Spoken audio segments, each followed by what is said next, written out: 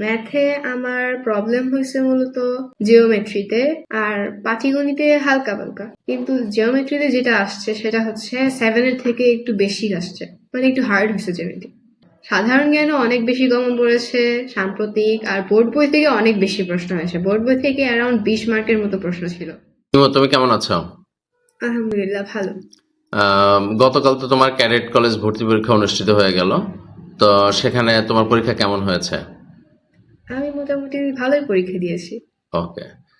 তোমার কাছে প্রথম প্রশ্ন হচ্ছে, তুমি মোট কত আনসার করেছো? 245-এর কাছাকাছি। কত পেতে পারো সর্বমোট? অ্যারাউন্ড 200। অ্যারাউন্ড 200। তো এই 4টা সাবজেক্টের মধ্যে তোমার সবচেয়ে কঠিন লেগেছে কোন সাবজেক্টটা? তুমি ম্যাথ। ম্যাথে তুমি কত আনসার করেছো? আমি 65-এর আনসার করেছি, আর আমার মার্কস 60-এর কাছাকাছি আসবে। 60।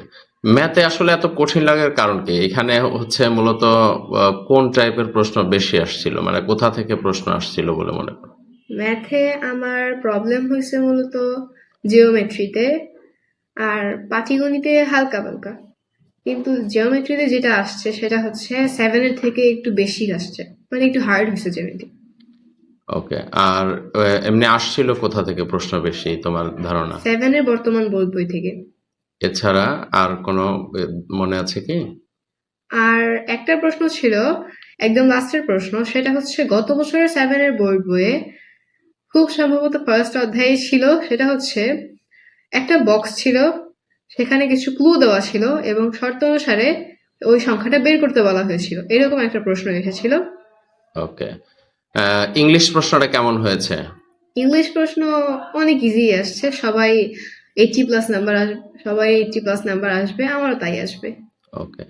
আর বাংলা প্রশ্নটা তুলনামূলকভাবে যদি বলি যে ইংলিশ এবং গণিতের তুলনায় বাংলা প্রশ্নটা কেমন আসছিল?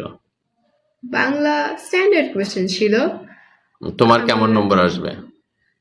30 থেকে 40-র মধ্যে নাম্বার আসবে, অনেকে 45-ও তুলতে পারে। ওকে। এখানে রাইটিং পার্ট কত আসছিল? রাইটিং পার্টে মোট 18 ছিল। ওকে। আর সাধারণ জ্ঞান কেমন হয়েছে? সাধারণ জ্ঞানও অনেক বেশি কমন পড়েছে সাম্প্রতিক, আর বোর্ড বই থেকে অনেক বেশি প্রশ্ন হয়েছে। বোর্ড বই থেকে অ্যারাউন্ড 20 মার্কের মতো প্রশ্ন ছিল। ওকে। তাহলে সব মিলিয়ে তোমার হচ্ছে 200 পাবে, এটাই হলো তোমার প্রত্যাশা, এই তো? জি।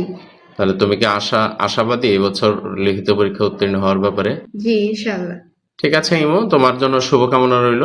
ধন্যবাদ সাইন শিক্ষা পরিবারকে আমাকে এভাবে প্রিপেয়ার করার জন্য।